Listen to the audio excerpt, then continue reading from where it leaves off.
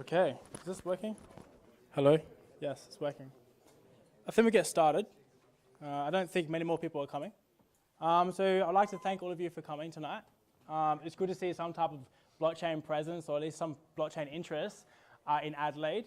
When I first, founded Adelaide Blockchain, would have been March of this year. There's almost no cohesive ecosystem where people came together and not only just came to talk about Bitcoin and cryptocurrencies, but came together and provided education for other people and talked about the technicals. And so one of the things I'm trying to do, and what we're trying to do at Adelaide Blockchain, is provide education materials so people can come along and learn about the technicals and learn why this technology is so fundamental and how it will be a paradigm shift in technology in 5-10 years' time. So I hope with this lecture series started today, you'll be able to develop a technical understanding that you'll be able to leapfrog off of when you go along and you might go into your own industry, but you would have that technical understanding so that you can maybe interface the industry in 5-10 years' time. So I hope you get some benefit out of it. I just want to get a show of hands. Who actually has a tech background, who codes, or anything like that? Sure, have any of you done any Ethereum development maybe, or any type of blockchain development? Yes, one, that's great. Cool. This is a technical talk. There's not going to be much code. It might get complicated at times, but I guess that's the point, right? It's technical. So before we get started, I need to thank a few people to say a few things. So we've just had our first sponsor come through a few weeks ago. They're from Sydney. They're called Bitforward, and they're a community who are trying to do the same thing that we are doing.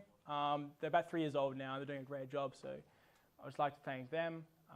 These lecture slides are heavily influenced by educational material that blockchain.berkeley from California have produced. We have great contacts with their student non-profit organization they have over there. So I probably have to recognize that a lot of the slides are from them, or only slightly adapted. So also, when we think about the word blockchain, it's a buzzword, right? Well, it doesn't really mean anything. And so one of the things I'm also trying to do here is just demystify the word blockchain, because in honesty, quite recently, I've almost detested the word blockchain, because a lot of people who don't know much have been using the word to try to, make their business look great and stuff like that. So I hope you get a better understanding of what blockchain is. So with that, I think we'll get started. So why Bitcoin, right? Why is it important? I think it's important to maybe establish some type of economic case for Bitcoin. Our banking system works so great. Money can be transferred so easily. Why would we need a cryptocurrency based on a blockchain? So let's think about the types of money that we have today, right? So obviously we have cash, where you can use banks. Does anyone know what Venmo is? No? Yes? Yes? Would you like to describe what Venmo is? Isn't it like money transfer, like an app where you can transfer money between friends and stuff like that? Yeah, so Venmo is really popular in California and the US in general. It's basically a PayPal subsidiary, and it just allows for you to do bank transfers, but it's instant. So Venmo takes a liability if a bank transfer comes through. It's just really, really useful and easy to use payment transfer process. Obviously you have MasterCard, you have Gold. Gold's a really primitive way of transferring value, but it works. And then you have Bitcoin, right? So what I'm trying to show with this slide is that at the end of the day, no matter what type of payment transfer value service you need to transfer money, you need to go through a central authority. It's either the bank, MasterCard, it might be through an exchange if you're trading gold or whatever it is. You have to go through a central authority. And when you have central authority, what comes with it is that you have to trust them. You have to trust that they're doing the due diligence. You have to trust that they're transferring your money in the right way. And most of the time, it works fine. But when you have a central authority controlling everything, there are also points of failure. So if the database is centralized or on only a few servers, it's very easy for hackers to go, look, we know where the data is. If we're smart enough, we can hack into the database and crash the system down for a few hours. It's happened before quite recently with MasterCard and Visa, where whole payment services over an entire country are offline for 24 hours. That shouldn't happen, but it does happen. With that, you might lose $100 million worth of efficiency loss over the course of the entire country. for a day or so if those systems go down. If you have payment systems who have monopolies, they can do rent seeking. Do people know what rent seeking means in the business context? No? Okay, so if you have a monopoly and you're providing a service, then what you could do is provide the same service but just charge more because no one else is competing with you. And so if you have a payment service that acts as a monopoly, they can charge really as much as they want. And rent seeking actually takes away money from the economy. Time costs, so when you send bank transfers from country to country, sometimes it takes 1 week, 2 weeks, and it costs 20% fees, and that's just ridiculous in this age of 2018. Then you have humans. Humans are dealt in the process of money transfer in some cases. And you have errors that come from humans. If you have economic crises and everyone loses confidence in the economic system, then banks don't have all the money that they say they have because of quantitative easing, which I'll probably get into a bit later. And so people can all just take the money out at once and the bank doesn't have the money, right? And so then do you really own your money? That's the question you have to ask when you go through central authority. Maybe if you're caught through law, you have frozen assets, seized assets. Maybe in the banking system, fraudulent transactions might happen. They control the database, right? Identity theft, hacking, privacy breaches. These are all things that are all issues with central authority. So, when you think about when you're going to create a bank account, what do you need? You need, was it like 9 points of ID verification? Okay, and that works well. Everyone born in Australia has a birth certificate and they can get a license and blah, blah, blah. So it's quite easy for us to get an account. But if you're in a third world country and you're born in a stable or on the farm, you're not given a birth certificate, you're born on the farm, right? So if you want to get a bank account, where do you get your ID from? What if you don't have enough money to buy your ID or identification? So you can't get a bank account. So if you get cash and you can't bank it, then really all you could really do is just really interface with your local economy. So now we have maybe 1-2 billion people who are unbanked. They don't have the ability to get a bank account because they can't afford to buy the identification. They can't interface the global economy. Not only that, are there branches where they live? Are there ATMs? Are there services there? Can they access a phone to call the hotlines or whatever? This is real issues in third world countries. How about when you have either corrupt governments or really bad economic monetary policy, where currency crises, just like recently in Turkey, Venezuela, Argentina in the past, when people lose confidence in their money goes down. So if they have money in the bank, it's worth a lot less. These are all issues that can occur if you have central authority or intermediation. So what is money? If you want to define it, well, it's a measure of value. You go to the store and you say, this can of soup is $1, and I value it at $1, and tomorrow it's valued at $1. And you can use USD or Australian dollars to represent that worth of the can of soup. Or medium exchange, you use money to exchange value from one person to another. Is divisible. Say you might have $1, but what if the thing you want to transfer only 10 cents, right? Yeah, the money needs to have some type of divisibility. And the bank and the money it must at least attain its value over time. It can't just halve in the next day. So money has to attain its value, have a storage value. Okay, so we're going to talk about currencies. So 100 years ago and before, when you got $1 worth of money, you were able to, by law, get $1 worth of gold at a time. It's called gold-backed money. So it means that no matter what happens, for example, in America, if America had $100 billion worth of cash, they had $100 billion worth of gold. Okay, so you can never really have, to an extent you could, but if the money starts to devalue, at the end of the day, there's still gold value to back it up. So people were very confident in the fact that the USD retains value. But in 1933, after the Great Depression, the US government decided to remove the backing of gold for various reasons that I probably couldn't explain, but it happened.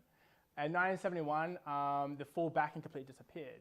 So what we have now is a fiat currency, where the currency is not really backed by anything, but by monetary policy, by, for example, the American government. And this has now led to fractional reserve banking, where if the bank goes along and receives your money, which is maybe $1,000, they're able to now borrow $9,000 from any entity, maybe the central bank or whatever it is, and still be collateralized so that they are legally able to borrow that much. The problem with this is that if everyone, like I said, does a bank run and they only have 10% of the money that they've got from loans, then that means they can give out 10% of the money that they owe. If they, sorry, let me think. No, just skip that. Let's go to the next thing. So this goes into the idea that USD is not really backed by anything, but it's just by monetary policy of the US government. And it's also based on the public sentiment of the people. If the people think that the economy is going well, then they're going to use the money. But if the economy is crashing and things aren't going well and they're not confident in the government because it's corrupt, then people don't want to use the money. And we have issues like that in Venezuela, where we have inflation skyrocketing and the currency is not worth anything, right? And a lot of people say that Bitcoin is not backed by anything. So why should it have any value? Well, the monetary policy in Bitcoin is in code. It's not done by government, it's done in code. And that code is put in place by consensus by the people participating in the network. So really it does have a form of monetary policy, but it's not centralized monetary policy, it's decentralized monetary policy. Everyone who participates in the network gets to decide the monetary policy. So when people say Bitcoin has no value because it's not backed, well, they should also say USD just shouldn't have any value because it's not backed. So we have all these issues with centralization, maybe not in the first world countries, but second world and third world countries. What's the solution? Well, one potential solution is Bitcoin. I'm not saying it is the solution, even though it says it's the solution, but Bitcoin is one potential solution. So hopefully through that, we've covered a few issues with the central banking authority, and maybe we made a case with Bitcoin, so now we can do an introduction to blockchain. So if you want to create a monetary system that has no central authority is checking all the books to ensure that people aren't creating fraudulent transactions, and doing all the stuff that needs to happen to create a valued monetary system. How do you go about creating that? How do you ensure sound money? How do you ensure that people aren't creating fraudulent transactions? How do you ensure, if you have a distributed system where everyone has an equal say on the monetary policy, how do you reach a one state of consensus where people can go, we all agree that this state, or this monetary policy is how we're going to implement the way in which the Bitcoin money is going to work. Now, in a distributed system, it's very hard to reach that type of consensus. And so in order to have the ability to have that one common state that everyone agrees upon, you have to solve the Byzantine generals problem, which we'll get back to later. Okay, so maybe we can go through some of the benefits with Bitcoin. We've kind of gone through this already, but it is well and truly the first decentralized peer-to-peer open source currency. It is sovereignless, it's not based on any country, it's borderless. Anyone across the world can use it. All you really need is the internet. If you've got internet and power, you can use Bitcoin, you can access Bitcoin, you can participate in the network. There have been previous digital cash attempts at creating a digital currency, but at the end of the day, it required a central authority, which required trust in people, to check with the books, ensure fraudulent transactions to not happen. But what happens when you trust people? People aren't trustworthy. People hack the system for their own benefit. DigiCash, you got all examples of that in the past, and it failed. Because at the end of the day, people did a bank run. People just took the money and left. And so we went through some of the reasons why Bitcoin can solve some of the issues with central authority. So hacking. In order to hack the Bitcoin network, you have to have an inconceivable amount of computational power, which probably doesn't make that much sense now, but will make sense in the future.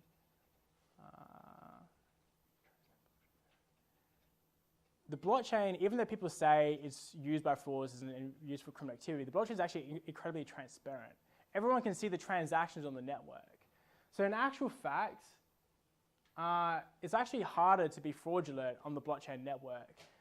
The reason why people say that using blockchain and Bitcoin entices criminal activity is because when you have an address, a public address, Bitcoin address, there is no form of identity attached to that. But once you're able to form some type of identity to that public address, whether that's because that address is on an exchange and that's your IP address that's attached to your address, they can see all your transactions for entire history.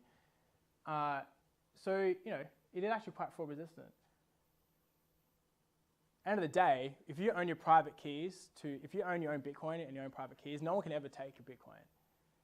It could be lost, and that sucks because it'll be worth a lot in the future, right? But end of the day, if you are caught doing something, or maybe the government doesn't like what you're doing, wants to take your assets, they can't. In banks, they can. So you really truly own your money. You are your own bank when you have Bitcoin and a private key. So in order to try to have a solution to the Byzantine generals problem and explain why you can have a distributed system, a decentralized system where people can all come together on one common truth, we need to go through some cryptographic principles. So this might get a bit technical, so bear with me. So what is cryptography? The protocols and processes of subverting third parties from accessing data between channels of communication. So if you're trying to communicate with your friend all across the world, cryptography are mechanisms that you can use to ensure that people can't peer in the communication channel. So when you talk about hash functions, so hash functions are one-way functions. So if you have an input and then you have the output looks completely random to the input. And no matter how you change the input, the output always looks random. So the idea is that you can never find a pattern for the algorithm that is used. If you have one input and then you do the input again, you always get the same output. It's deterministic. It's collision resistant, which means that it's extremely difficult to define two inputs that has the same output. And if you want to try to find an output and you don't know the input, the only way in which you can find that input is through just trying like billions and trillions of time. So here's an example that I've just like printed out yesterday. It's just a Python script. So what I'm trying to show you here is that you can see the first input, which is catch me if you can, right? And you have the output there. If you just change this one character, which is the 1, it's changed from the I, the output is completely different. And if you extend the length of the input, catch me if you can, good luck, then the output is different again. It's completely random.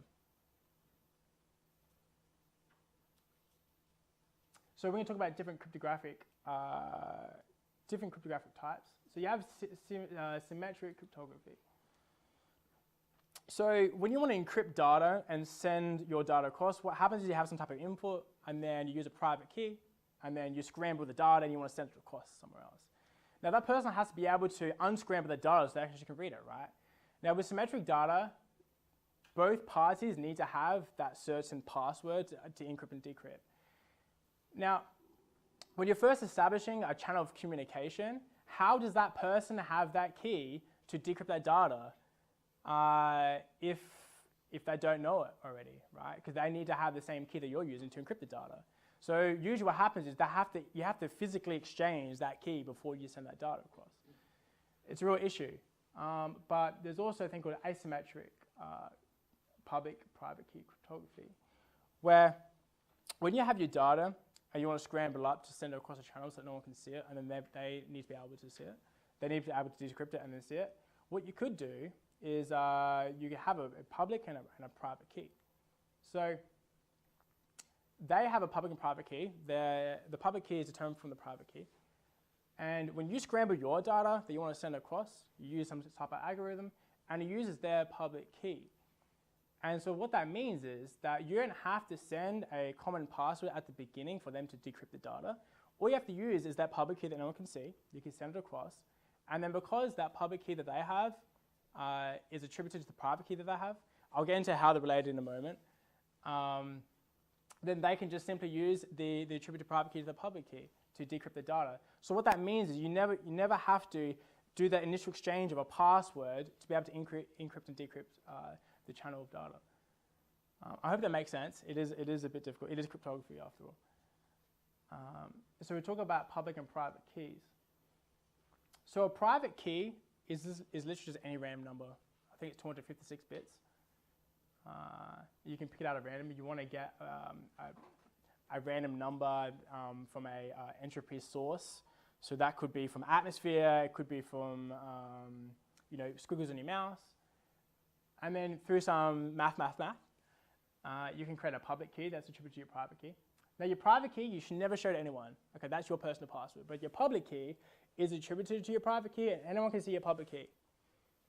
Now you can calculate the public key from the private key, but if someone sees your public key, they can't see your private key. And that's due to cryptography and elliptic curve cryptography, to be in particular. Now when people talk about Bitcoin address, where you send Bitcoin to someone else and they have an address, that is also calculated from the public key. So you do some more fun math, and you can calculate Bitcoin address from your public key. So you see that you have your private key, that's your password, and you should not show to anyone. And you can calculate your public key from that everyone can see. And then you can calculate Bitcoin address from your public key. So your Bitcoin address is your form of identity on the Bitcoin network. There's no form of name or birth date or IP address. It's just a number, and that's you. But no one knows it's you. You're just a person on the internet, right? There are mechanisms in place where government can track all the transactions that you've done. If you've maybe not used a VPN and jumped on an exchange, and then the government had access to the exchange, they can attribute an IP address to that address, and they can see every single transaction that you've done through that address, because the blockchain, the Bitcoin blockchain, is transparent. You can create as many Bitcoin addresses as you want. It doesn't really matter. You don't have to have just one. And what's also quite fascinating is that computers can have their own Bitcoin addresses. You can have IoT devices with their own Bitcoin addresses. You can have AI algorithms who have their own Bitcoin addresses. So what that means is you can have machine-to-machine transfer of value, autonomous transfer of value. So rather than requiring a person to have a bank account to send to other people, you can have maybe millions of robots all sending money to each other, maybe transferring value to each other. Maybe you have a car down the road, pops as Tigers, and mechanics run by a robot, and they send money to each other, right? So what you're really doing is you're creating a platform where in the future, if IoT devices and AI algorithms are interfacing with our reality, now they can send money to each other. So it's really creating that protocol. So when I was talking before, when you have your public-private key cryptography, where all you have to do is use the receiver's public key in order to encrypt the data, and all that person has to do when they receive their data, use that private key to decrypt it. How do you ensure that someone's public key, how do you ensure that someone who says they own that public key actually owns that public key, right? Because no one can calculate the private key from the public key.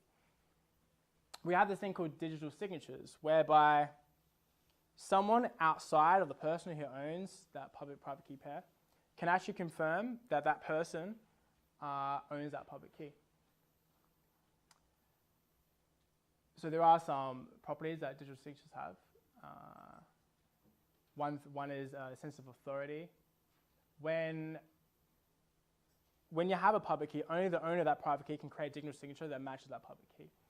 Non-repudiation, it means that once a signature is created, you can't deny that it exists or that it's right. And once it's created, you can't deny it, you can't change it afterwards.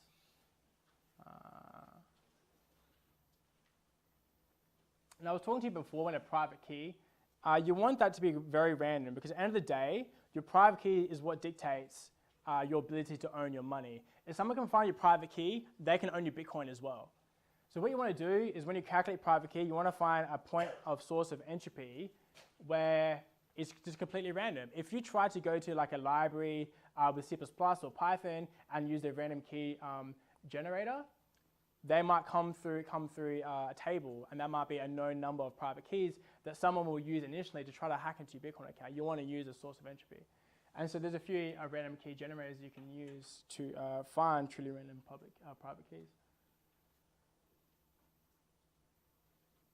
So if your private key is completely random, is it really that hard to hack and try to find a private key? Well, like I said before, a private key is 256 bits. And what does that mean? It's quite an unfathomable number. So it's 10 to the 71 different combinations of private keys. So to put it in perspective, there's 10 to 18 grains of sand on the Earth, and apparently there's 10 to 11 planets from the average galaxy, and apparently there's 10 to 10 galaxies in the universe. So you need almost 1.5 universe with a grain of sand to really understand how many different combinations of private keys there are. So if you're trying to find someone's private keys because you found they have 10,000 Bitcoin, you need to go through a lot of different private keys to try. And as you understand, it's completely unfeasible.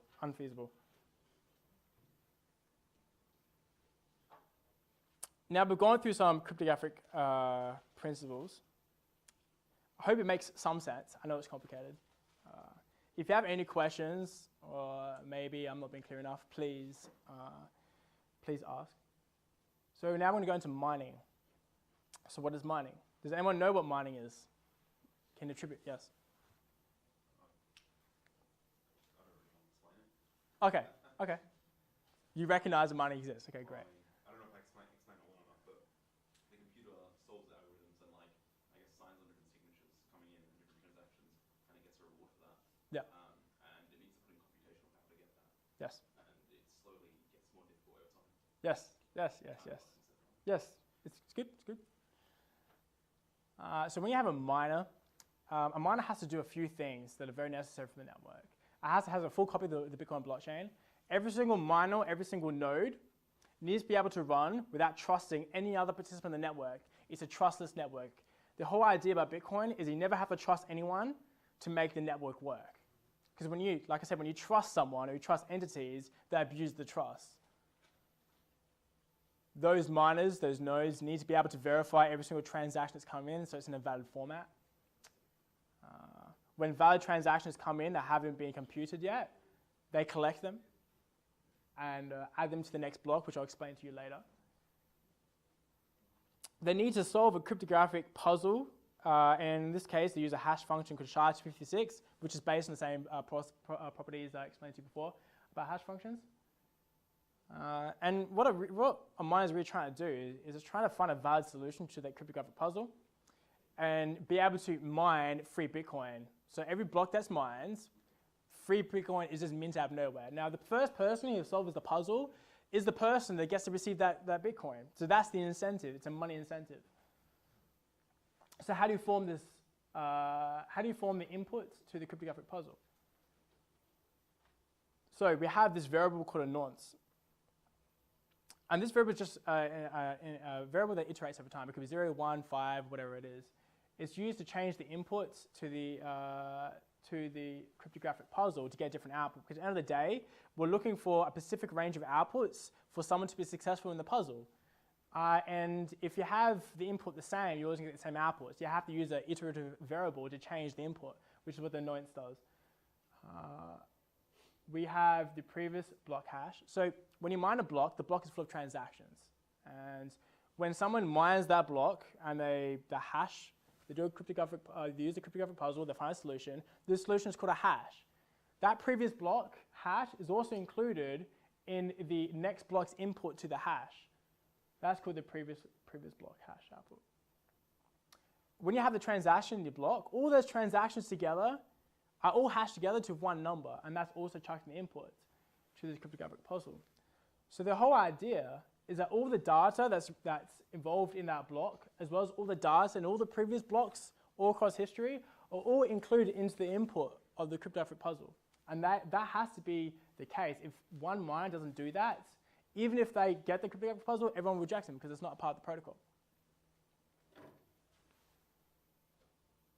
So these are just some images to show how it works in more of an illustrative manner. So you have a block. The Merkle root is, like I said, all the transactions all hashed together to one output, which is just a number. And the previous hash is the previous cryptographic solution that a miner mined previously, and the nonce is the iterative variable. And as you can see, for the people who do computer science, it's just a linked list. All these blocks are attached together. And this is just how the Merkle tree works, where you have all your different transactions. Each transaction is hashed, and then you have a hash of hashes, and then a hash of hashes, and then a hash of hash, until you get one hash left, right? So that way is, when you have maybe 1,000 transactions, which is a lot of data, you can just chuck it down to a few bytes. So that's just explaining what I've just said.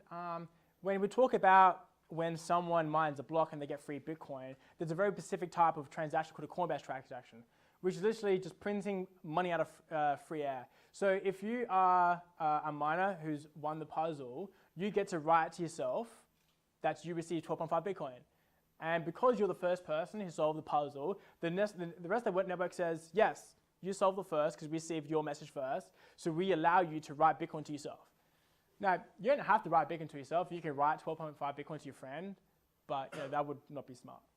That would be a complete waste of your time. Now, I'm sure some of you heard about mining difficulty. The idea is that the higher, as time goes along and technology advances, computational power increases. Now, if the difficulty of the output, so the range of outputs that are required to solve the solution, is kept the same, then what you could understand is that computational power, as computational power increases, the rate of time in which the solutions are found decreases. And that's a problem because we want to keep the block time, the average time in which new blocks are found every 10 minutes. Now, there's a very peculiar reason why one block is kept to be only mined every 10 minutes, but I might get into that later. And so how do you change the difficulty? How do you change the range of the output required to solve the solution? Well, this is an example. Think about an output. We're talking about decimal, in the decimal space. What's it called? Decimal number space. So you can have your first digit from 0 to 9, right? So if you think about it, if you're trying to find an output, like at the beginning there, that only has a 0 at the front and you don't really care about anything else, you can get that in 1 in 10 tries, right? You just chuck 10 different inputs in, and on average you might find a number that has 1 0 up front. But what if the output was required that you have to have 2 zeros? Well, it would take you 100 tries on average, right? 3 zeros, 1,000, 4 zeros, 10,000, you get the picture, right? So what you could do is say, look, you can chuck as many inputs as you want into the cryptographic puzzle, but we want to have 15 zeros at the front before we accept you have a valid solution. So what that means is, if the computational power increases over time, then the protocol says, look, the average time that blocks are mined is going from 10 to 7 to 5 minutes. We're going to chuck another 0 up front, right? Because that makes it more difficult to find the valid range of solutions to solve the puzzle. And so that's how you change the difficulty when you have mining.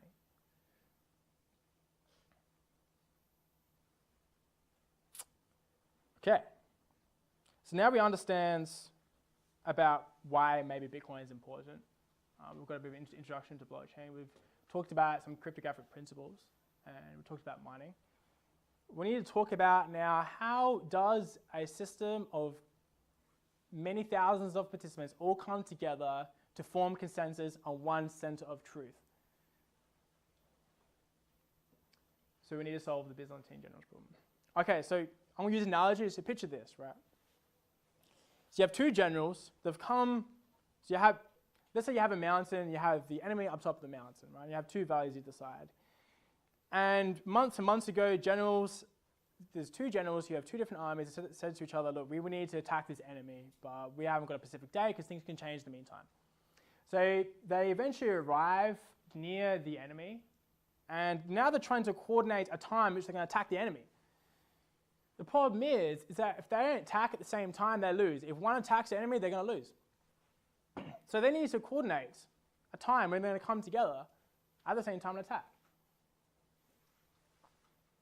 So what does that mean? It means they have to communicate with each other, right? But when they communicate with each other, and let's say I send communication to someone else, how do I know that they received that communication letter? How do I know whether or not that communication or that letter was intercepted by the enemy, right? So what generally happens is that you send a message to your fellow general, but you have to wait for a confirmation letter back, right? But what if you send a letter and then it's obfuscated and then you get no response? So you have to send another letter back and then you have to wait for a response. But what if they receive your letter and send a letter back, but then that letters get taken away from the enemy? So then you're waiting for a response, right? And so you can understand this is a loop that goes on forever. So you're always waiting for a response to your response, right? So at the end of the day, you can't reach a consensus when you want to attack because you never can get a solid answer. Does that make sense to people, or does that make sense, Connor? Yeah. Yes? Okay, good. Okay, yeah, this was a particular example. So, okay, I might go through it again, just one more time. Jeff says, let's attack August 16th, 6 p.m., which is soon. And the letter is sent to Stacy, and Stacy receives it. And she says, yes, let's do it. Sends it, but the letter is intercepted by the enemy. Time passes, sends another one that goes through. And then Jeff goes, okay, I confirm that you confirm.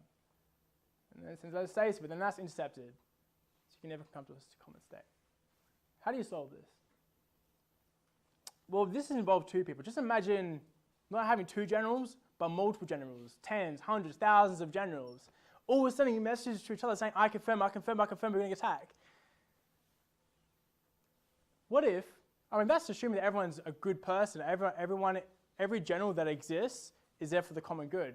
But what if some generals are traitors and are trying to confuse other generals about what's going to happen?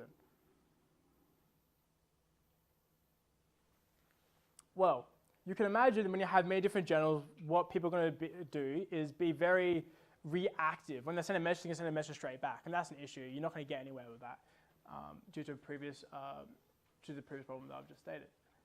So the solution is, look, rather than just like constantly responding to every single message they get, why don't we just collect all the messages that we get? We just collect them, and let's say, look, every 10 minutes we're going to send a message to each other to come to an agreement of what we're going to do. So the miners, the generals, even though they're from the 1200s, they have computers, right? And so they say, look, we can't say 2 minutes in advance that we're all going to attack at this particular point because we know what's going to happen in between. What they can say is, look, maybe we can come up with a protocol that we can all agree on the rules that will actually work for us. So they say, look, we're going to collect all this data, and we're going to use that data, we'll use those messages, as the input to a cryptographic puzzle, which we explained before, which is mining. So we use it as the input. And we have all these different generals, treacherous or not, all trying to solve this cryptographic puzzle to get a certain output. And then after about, on average, 10 minutes, some general, it might be treacherous or not, solves the puzzle. And the protocol says, and everyone agreed beforehand, that whoever solves the puzzle first gets to put their version of events onto the blockchain, puts their version of events to the common state that everyone agrees upon. So, for example, if the treacherous general somehow randomly gets the first solution to the cryptographic puzzle, then his treacherous version of events is agreed upon by everyone. And that's what they've agreed upon. That's the protocol. And that's fine. But how does that work? How do you ensure that treacherous people can't take advantage of the system, right?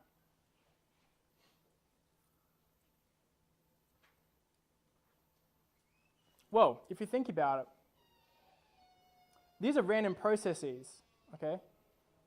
How likely is it that treacherous person, treacherous general, is going to be able to further expand on their previous state of messages with their current set of messages? Because you've got to think, right? When people are trying to coordinate an attack, it's not just one decision, there's hundreds of decisions they have to make, right? So in order for a treacherous decision to make a strategy plan or a game plan to attack the enemy, they have to mine many blocks to put their entire version of what needs to happen, their entire plan, what needs to happen, for people to agree to that. Now they might say, look, we need to move these particular people in this position, and then I was able to mine all the messages that relied on that strategy, onto the blockchain. Everyone agreed that that needs to happen. But that's only one part of the strategy. They have to then solve the puzzle again for the next part of the strategy. For people to then agree on that strategy, he has to solve the solution to the cryptographic puzzle again for the first time. And the problem is that he can't control whether or not he's going to be the first person to solve the cryptographic puzzle. And so what's going to happen is you're going to have these treacherous generals not be able to create a cohesive strategy that's going to suit them beneficially. And if you have more people more generals who are wanting to adhere to a good plan, then on average, they're going to be able to find more solutions to the blocks, to the cryptographic puzzles, and therefore their version of events are eventually going to be executed by everyone, right? So what generally happens is, most of the cases, these treacherous generals, the bad miners, they say, look, we're just going to mine our own private blockchain, and we're going to have our own protocol and our own version of events. And we're going to hope that, actually, I probably should pause on that. I need to go to the next slide to explain this further. So what we have is when people mine a block, okay, they mine on top of another block.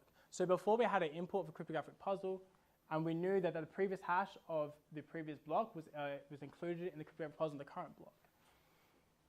Now, if you have more than 51% of people mining a version of events, a version of a blockchain, then in general, their blockchain is going to be longer than other people, other adversaries, mining their version of events.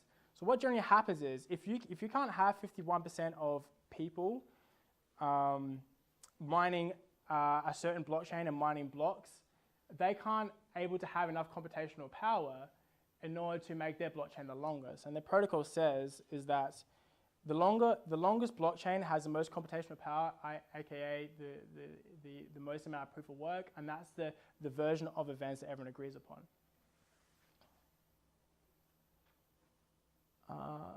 So what if a trade doesn't agree to that? Well, like I said, tracers need to be able to have enough computational power to have their blockchain the longest. If it can't do that, they might say, well, look, we want to rewind all 60 blocks that the current blockchain has. So you can do that. You can go all the way back and you can change the transactions, but the problem is that when you go to the 60th deep block and you change the information of that block, that also changes the input to the next block. Now, as we know, any change in any input of a hash function completely changes the output. And so what happens is you change all the different hash outputs of all the blocks in front of, or on top of the block that you just changed. So what you have to do is, in order for you to have your blockchain the longest, not only do you have to mine 60 blocks almost instantaneously, but also keep up all the rest of the network mining on the longest blockchain. So the idea is it's extremely hard for adversaries or bad generals in general to overtake the blockchain network.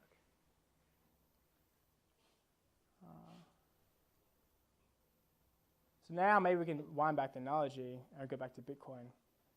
What incentivizes good generals to adhere to a common strategy, adhere to one point of truth, a blockchain, one common truth, which is one blockchain, the longest blockchain? Well, in Bitcoin, they have incentive for money, not the incentive of just of attacking the enemy. And so what's the analogy of the treacherous general? Well,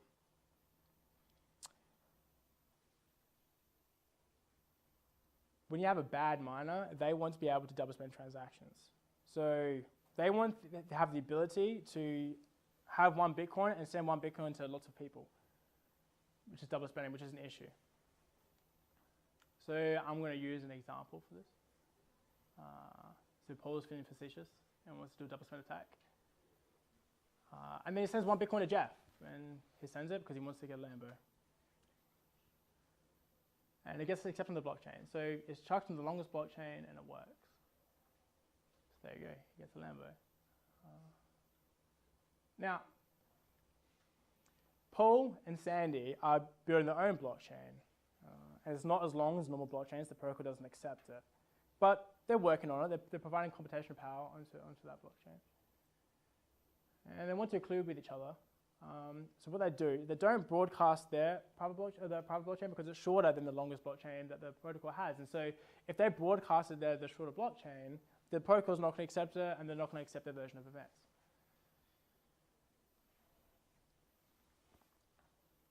So in the private blockchain, Paul sends one Bitcoin to Sandy, and then Paul gets one friend, which is great, right, for return. Now, for some foreseeable reason, Paul and Sandy are able to provide so much computational power to their own blockchain that their blockchain gets longer than the protocol's blockchain. And so they go, look, our blockchain's longer, right? So we're going to broadcast out to the network, and the protocol says the longest blockchain is accepted, right? So they broadcast it out, and the protocol adopts Paul and Sandy's blockchain. The thing is, in Paul and Sandy's blockchain, the transaction of 1 Bitcoin for 1 Lambo didn't exist. The transaction went from Paul to Sandy, right? But everyone accepts now Paul and Sandy's version of events. And Paul and Sandy are colluding with each other, and they're really just giving the money to themselves. So Paul's got a free Lambo. Right, that's a double split attack. Now you might think, well, okay, sounds cool. Like, why can't I do that? Well, the problem is that in order for you to provide so much computational power to mine so many blocks that's longer than normal protocol, we have thousands upon thousands upon thousands of people contributing to the public blockchain, and you have your own private blockchain with 2 people. It's physically impossible to provide that much computational power, and so to have a longer private blockchain is impossible, and that's the reason why it doesn't happen.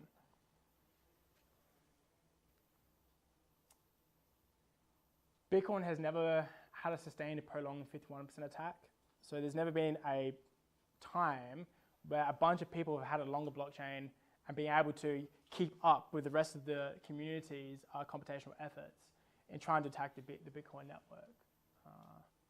And Bitcoin's almost 10 years now, 10 years old now. The thing is, though, that Bitcoin works better in practice than in theory. Right now, in China, China has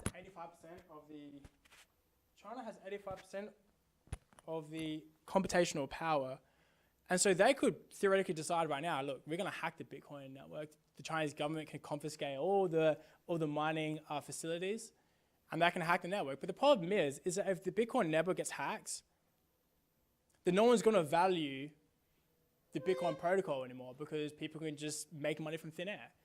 And so the very idea that if people hack the network makes the own money that they have on the network not worth anything stops people from actually hacking the network. So it's not that they physically can't hack the network. It's that if they hack the network, the money that they have has no value anymore. And so it's like game theory. It's not physically impossible. It's just game theoretics, which is kind of interesting. And it's kind of an issue as well. It shouldn't be like that. So in the next lecture, we'll be going into alternative consensus protocols. We went to proof of work and the mining processes of solving the cryptographic puzzle. But there's other versions, proof of stake, delegated proof of stake. Blockchains only can do 3 to 10 transactions per second, and we need to be able to scale those transactions to 10,000, 40,000, which is what Visa and MasterCard could do, and governance and other games.